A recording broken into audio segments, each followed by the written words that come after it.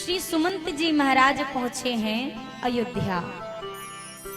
जैसे ही आज अयोध्या में रथ की आवाज गूंजी, सभी अपने घरों से निकल कर आए, देखने लगे, लगता है राघव जी लौट आए। जैसे बाहर निकले, सुमंत जी से कोई नहीं पूछता। अश्वों की स्थिति को देखकर जो रथ से घोड़े बंधे थे, उनकी हालत देखकर सब समझ गए कि तीनों में से कोई लौट कर नहीं आया। महाराज के कक्ष में सुमंत जी महाराज पहुंचे। सुमंत जी ने प्रणाम किया।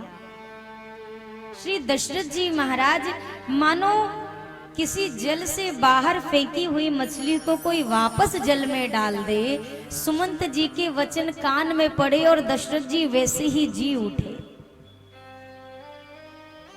दशरथ जी महाराज ने सुमंत जी से कहा, सुमंत और कुछ मत कहना, बस एक बात बता दो।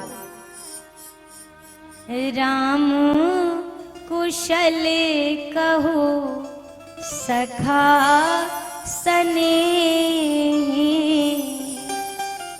कहाँ रघुनाथ लखन वेदे। सुमंत सिर्फ इतना बताओ, मेरा राम कुशल से तो है, मेरी पुत्र वधू ठीक है ना, मेरा लाल लक्ष्मण कुशलता से है ना। सुमंत जी ने कहा, प्रभु सब सकुशल हैं। अब दशरथ जी महाराज ने कहा, सुमंत आप तो दिखाई पड़ रहे हैं, पर तीनों में से कोई नहीं दिखाई देता, तीनों कहाँ हैं? धरी धीरज उठी बैठी भुआलू, धरी धीरज उठी बैठी भुआलू, धरी धीरज उठी बैठी भुआलू, धरी धीरज उठी बैठी भुआलू। कहु सुमंत कहाँ राम कृपालु, कहु सुमंत कहाँ राम कृपालु, कह सुमंत कहाँ राम कृपालु, कहु सुमंत कहाँ राम कृपालु, कहाँ लखन कहाँ राम सनेही, कहाँ लखन कहाँ राम सनेही, कहाँ प्रिय पुत्र वधू वैदेही, कहाँ प्रिय पुत्र वैदेही, कहाँ प्रिय पुत्र वधू वैदेही। धरी धीरज उठी बैठी भुआलू। धैर्य धारण करके महाराज उठकर बैठे, किसी तरह से मां ने सहारा देकर बिठाया। दशरथ जी पूछने लगे, कहु सुमंत कहाँ राम कृपालु, मेरा राम कहाँ है? सुमंत कहाँ लखन कहाँ राम सनेही, मेरा लक्ष्मण कहाँ है, मेरा प्रिय राम कहाँ है? और हे तात, कहाँ प्रिय पुत्र वधू वैदेही, मेरी प्रिय पुत्र वधू वैदेही कहाँ है? तीनों दिखते क्यों नहीं? सुमंत कहाँ है? शीघ्रता से दर्शन करा दो ना। ये वाक्य सुनकर श्री सुमंत जी महाराज ने हाथ जोड़कर कहा, प्रभु मुझे क्षमा करिएगा, पर मैं तीनों में से किसी को भी वापस नहीं ला सका। श्री दशरथ जी ने कहा, तीनों में से कोई नहीं आया? सुमंत जी ने कहा, मैंने बहुत प्रयास किया महाराज, पर तीनों में से कोई भी उस वचन को तोड़कर आना किसी ने स्वीकार नहीं किया। अब दशरथ जी महाराज व्याकुल हो उठे। सुमंत जी से कहा, अब तक इसलिए जीवित था सुमंत क्योंकि एक आशा थी मेरे मन में कि मेरा राम लौट आएगा। पर आज आपके आने के साथ मेरा वो विश्वास, मेरी वह उम्मीद, मेरी वह आशा भी समाप्त हो गई। अब मुझे विश्वास है कि मेरा राम 14 वर्षों के पूर्व मैं अपने राम के दर्शन न कर सकूंगा। श्री दशरथ जी महाराज को तपस्वियों के द्वारा यानी कि श्रवण कुमार के माता पिता के द्वारा दिए गए श्राप की स्मृति हो रही है। कौशल्या, 2 अंधे तपस्वी मुझे श्राप देकर कह रहे हैं, दशरथ जैसे पुत्र के वियोग में हम अपने प्राण त्याग रहे हैं, तुम भी अपने पुत्र के वियोग में अपने प्राण त्यागोगे। वो मुझे श्राप दे रहे हैं। मैया कहती है, महाराज वहां कोई तपस्वी नहीं है, कोई श्राप नहीं दे रहा, इस कक्ष में सिर्फ हम हैं। पर दशरथ जी विरह से व्याकुल हो उठे। दशरथ जी ने मन ही मन कहा, राघव 14 वर्ष के पूर्व आप आओगे नहीं, और 14 वर्ष तक आपके बिना मैं जी लूं, इतनी मुझ में शक्ति नहीं। इसीलिए हे रघुनंदन, आपको देखे बिना बहुत दिवस बीत गए, पर अब मैं आपके बिना नहीं जी सकता। राम जी को अयोध्या से गए आज 6वां दिन है, 5 दिन बीते हैं, आज 6वां समय है। और राघव जी के विरह को, इतने ही दिन के विरह को दशरथ जी क्या कह रहे हैं, बहुत दिन बीत गए, आपको देखा नहीं, अब नहीं जी सकूंगा। दशरथ जी महाराज की अंतिम श्वास गति अब चल रही है, और दशरथ जी महाराज ने अपने जीवन के अंतिम पलों में पुनः अपने रघुनंदन को याद किया। हा रघुनंदन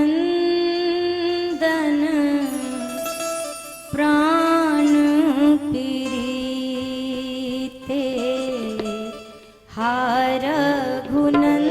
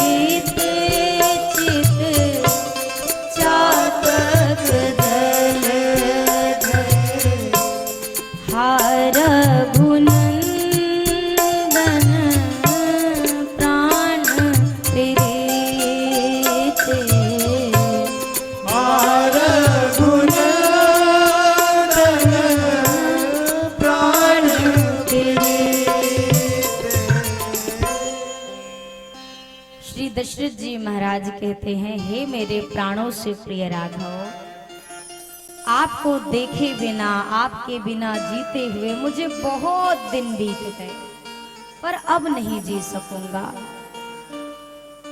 दशरथ जी महाराज के श्वास कंठ में आकर फंसे हैं प्राण, और अब जैसे ही वह अंतिम श्वास निकलने वाली है, उसके पूर्व ही श्री दशरथ जी ने 6 बार राम शब्द उच्चारित किया। मानो जो 6 दिन ये बीते हैं, एक एक दिन के लिए एक एक बार राघव का स्मरण किया। राम राम कही, राम कही, राम राम कही, राम तने परिहरी रघुवर विरह, राउ गयौ सूर